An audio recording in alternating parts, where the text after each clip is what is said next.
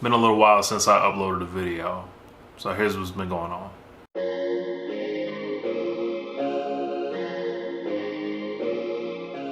First off, welcome back to the channel. For those of you guys that have subscribed to the channel, those of you guys that are newly subscribed and haven't seen a new upload of mine in a while, those of you guys that may just have stumbled on this video for the first time.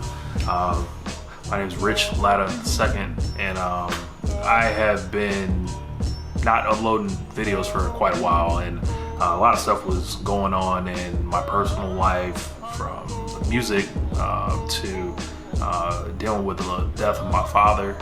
And I just just to kind of start like where it all kind of kind of went left for me for a little bit. Like I recently moved out of state, from Florida to Georgia. Left a lot of my friends behind. My wife and I, we went and kind of started a new life. We got a nice place out here, and this whole thing was kind of engineered around getting my music career even further than I had been getting it. And luckily I've been able to stumble upon some good opportunities between doing production work for All Elite Wrestling and working on Fiverr. And but as far as like personal music, things I was like, yeah, this is Rich Latta, I'm putting my stamp on, and One Lifetime and all that. I've been developing that brand and all. I kind of fell into this kind of crisis of identity. Like, who was I coming out to Atlanta? And I was kind of lost as an artist, and just after a while it felt like my spirit was gone.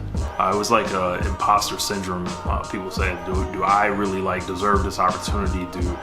Who am I really as an artist? And I usually like to think of myself as a very sure person who I am in what I do. And I feel like I can transition it from talking to immediately jumping on the songs as the same guy. There's no facade, there's anything like that. But there was just this confusion I had with how's my sound at the moment. How am I keeping up with the current trends? Do I want to lean in harder to who I am? I had a lot of decisions to kind of really make, and I just sat with it and really just turned off that creative part of my brain just to rest. I was putting a ton of pressure on myself to keep writing new music after I had just done 2 albums, Dream Machine Act 1 and Act 2, and I was just writing stuff, and it was good, but it wasn't making me feel like I was having fun with it. Like, it wasn't feeling like that spark that was behind most of 99% of the music I felt like I made in my life. I was overthinking it, and it was just not feeling good for me. So I decided to take a step back. I curled up in a ball, cried about it. I had long talks with my wife about it and thank her for listening to me. Pretty much just come to the I don't want to say come to the terms with my musical mortality, but that's what it kind of felt like. I'm like, yo, am I going to lean in harder to what I've always done, or am I going to chart a new kind of path, new sound, new styles, and where do I fit in coming into this unfamiliar city? I was going out to places and showing up, and it was closed, and it was just a lot of things transitioning to a new town that were rough for me. And I was like, yo, I just gotta shut it all down. And that means no more music videos, no more beats, no writing raps, nothing. And it was just a whole detox in a sense of everything. I'm still listening to music. I'm still doing my podcast every week. Those are kind of low pressure things for me that keeps some creative juices kind of flowing.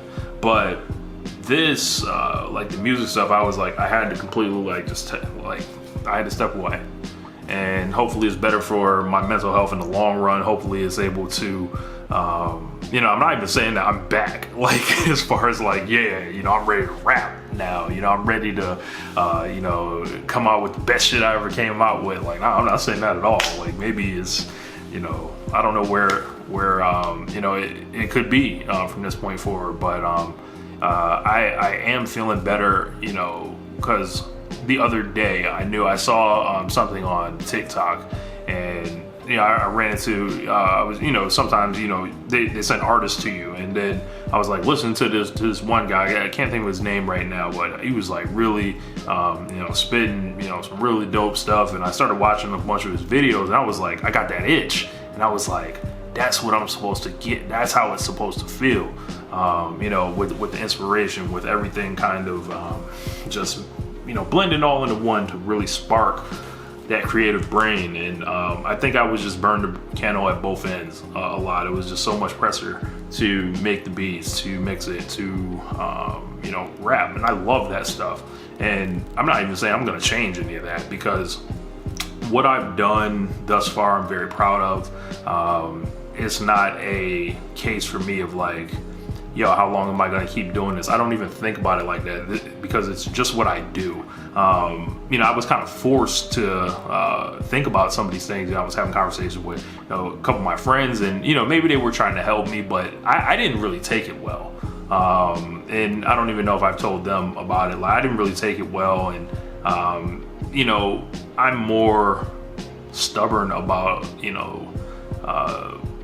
my control over my art, and how I want to present it, and I'd rather go out on my terms. Like, I'm not like, unfortunately I'm not like LeBron. I'm not looking to quote unquote make the right play or whatever. I'm trying to put myself in that position. I trust myself more than I trust anything else, and maybe even to my detriment. And that was just the music stuff. And then in my personal life, my dad dies.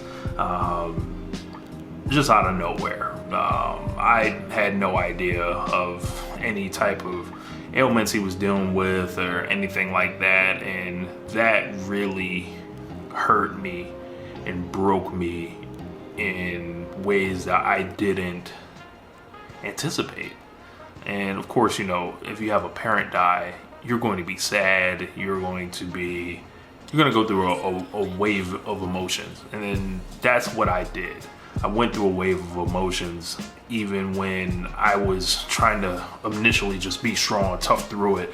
I'm gonna get all the paperwork done. I'm gonna take the lead on it. I'm gonna take charge on it. And then I was doing that, and getting on the phone with people, taking notes, and my wife was helping, my aunt was helping, my sister was helping me. And then all of a sudden it was like I just didn't want to do any of it anymore. And I was just like crying and just like rereading all my dad's old text messages to me, going through pictures, going through his belongings. I had to fly out to Washington, D.C. and go through, see how he was living essentially. And some of that stuff really, it was a lot to look at, just to know that he was there. And I got a lot of unanswered questions. I'm like, man, I wish someone was there with him. Maybe would have had a fighting chance. So this is hard to talk about. I just had a lot of questions, and it was like just replaying that down, knowing there was no way for me to help. I just wish someone was there with him to be able to help, because it was so long before medical personnel was able to tend to him. And I was really close with my father. My dad was my hero, is my hero. And even though he had a lot to him, he was a complicated guy. And depending on the day, I would have a different story for you. But there's a lot of love there that I have for my father, and it's it's come out in my music. Sometimes it was tough love that I felt like I was trying to communicate with him about, because I wasn't so interested in telling him yo, you need to be doing this is where you failed me, this is how you need to be better. I just kind of wanted to enjoy the time that I had with him, and I got 34 years out of him. And I will never forget the big guy. And it really hurt me when I lost him. And nothing will prepare you for that call. So, you know, if you have a parent that you're either, you know, you're close to, you're not close to, just wrap your arms around them for me, like, and, you know, show them that love. And it's even hard to talk about this. Like, this was like, I look at the calendar and it's like 3 days away from it being 2 months since he's been gone.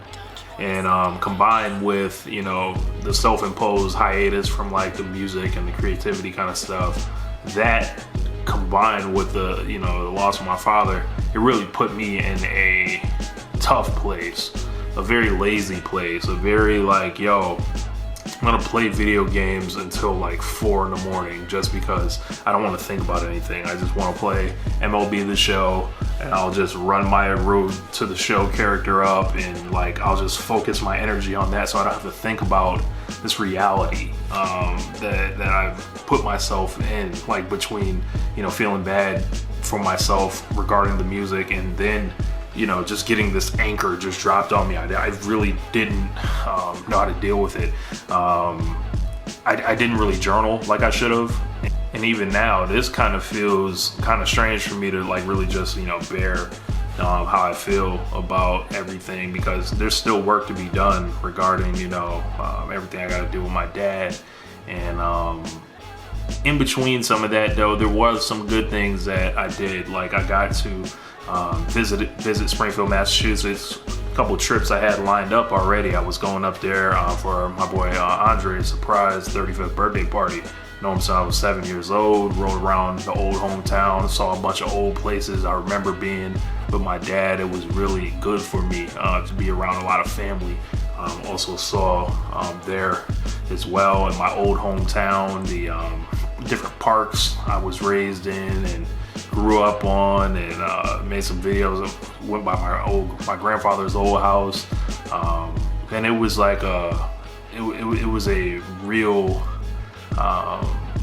kind of just love letter to my past, just like going, and my aunt and my grandma rode with me, and they were just so great. And ultimately, you know, the weekend, you know, they peaked with, you know, my boy Andre and seeing his family, and, you know, I always felt like I was kind of a like a add-on to their family, because they had such a big family and I had kind of a small family. It was like myself, my sister, and my mom, you know, most of the time. And you know, Andre had all these extended cousins and aunts, and, you know, he had 3-4 siblings and all that, and it was like I was almost just like one more. So when I saw his mom, it was a lot of love there.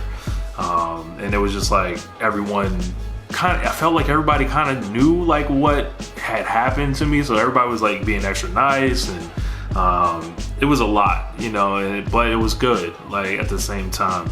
And then, you know, I was able to go to New York and visit my sister and meet her wife as they prepare to welcome my nephew into the world. And we had an incredible weekend, like story filled, like maybe she'll make a video and talk about it all, but it was a lot. It was a lot of chaos, a lot of wildness, also a lot of fun, all at the same time. And I love them both dearly, and it was really good to see her, because if anybody's had a big impact on my life and the person I am, it's definitely my older sister. And you know, my older sister Kiki, and it is wow. And, you know, I saw my other older sister Jasmine, and I met my niece that I had never met before, and it was like, damn, like all this family I kind of got to reconnect with. I saw my brother Taryn when I went to Springfield, and it was just like I missed everybody. I loved everybody. We had some good ass barbecue. Taryn and I, it was great. I can't wait to go back to that place and bring my wife. But it was but between those couple trips, there's a lot of, those trips did help a lot for the pain that I had been either trying to go through, to sulk in, and it was just like, it was tough for a couple months for me. And I'm just, you know, day by day, just waking up, doing my job, and seeing, you know, how I feel about, you know, moving forward, like musically. And, you know, I've been fortunate enough to do a lot of stuff like with Fiverr and find a way to thrive on there, but you know, I just gotta keep putting one foot in front of the other, and I'm glad you guys watched this video. Yeah, and I don't really have too much more to say, but love you guys. That's where I've been. Peace.